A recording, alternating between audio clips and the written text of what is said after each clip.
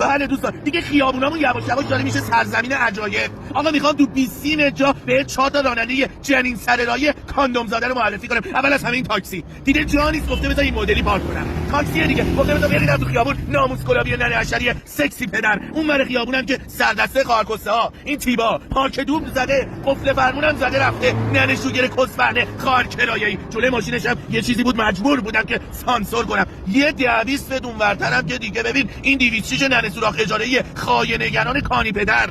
نگاه کن چجوری رو خط آبر پیاده پارک کرده. دوستان اعتماد به نفس این 206 اگه صندوق صدقات داشت خودشو بانک مرکزی میدونست. نگاه کن دیوسو نگاه کن و اون ور خیابونو پادشاه خارکستا. این ماشینی که اینجوری رو خط آبر پیاده پارک کرده یه چل پدر قاچاقی ننه کسفرشان مادر تایلندی چون بازی که مقد اجتماعی جسفت ننه خاطرساز ننه فاسد کسمرغیه زل زده داره ما رو هم نگاه میکنه. پشتشو نگاه کن پشتش که دوبل سو پارک کرده. دوستان این ماشین اگه بخواد بره زیر سایه پدرش حداقل 20 تا سایه میبینه. کسفل